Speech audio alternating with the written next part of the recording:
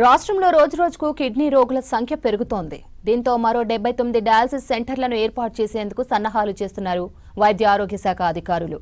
గ్రామీణ ప్రాంతాలకు సేవలను విస్తరించేలా 20 పీహెచ్సీలను సీహెచ్సీలుగా అప్గ్రేడ్ చేయనున్నారు. 20 నిమిషాల్లోనే వైద్యం అందేలా ప్లాన్ చేస్తున్నారు అధికారులు.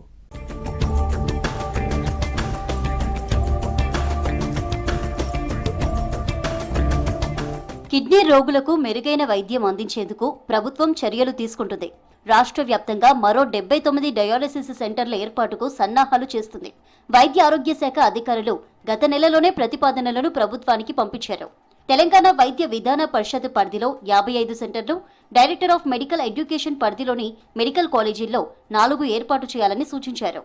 వీటితో పాటు గ్రామీణ ప్రాంతాలకు సేవలను విస్తరించేలా 20 పీహెచ్సీలను సీహెచ్సీలుగా అప్గ్రేడ్ చేసి అక్కడ కూడా డయాలసిస్ యూనిట్లను నెలకొల్పాలని కోరారు.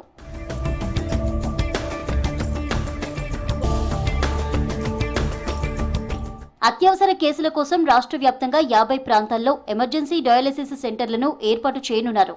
జీజీహెచ్లు, ఏరియా హాస్పిటల్స్, మెడికల్ కాలేజీల ఎమర్జెన్సీ వార్డుల్లో వీటిని ఏర్పాటు చేయనున్నారు. ఒక్కో సెంటర్లో 2 మిషన్ల చొప్పున మొత్తం 100 కొత్త మిషన్లు అందుబాటులోకి తేనున్నారు. గడ్డి మందులు, ఇతర ప్రాణాంతక మందులు తాగినప్పుడు డయాలసిస్ చేయాల్సి ఉంటుంది. ఈ టైంలో రెగ్యులర్ డయాలసిస్ సెంటర్లో బెడ్లన్నీ షెడ్యూల్ ప్రకారం నిండిపోతుండటంతో ఇబ్బందులు వస్తున్నాయి. దీంతో ఎమర్జెన్సీ పేషెంట్లను ఇతర హాస్పిటళ్లకు రిఫర్ చేయకుండా అక్కడికక్కడే ట్రీట్మెంట్ చేసేలా ఈ స్పెషల్ సెంటర్లను ఏర్పాటు చేస్తున్నారు.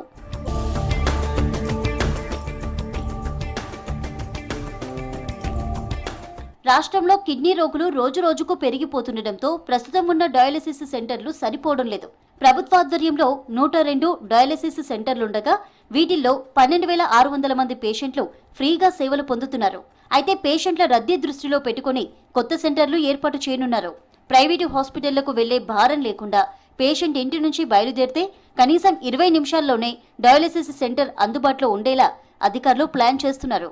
ప్రభుత్వం నుంచి గ్రీన్ సిగ్నల్ రాగానే ఈ కొత్త సెంటర్ల ఏర్పాటు పనులు ప్రారంభం కానున్నాయి.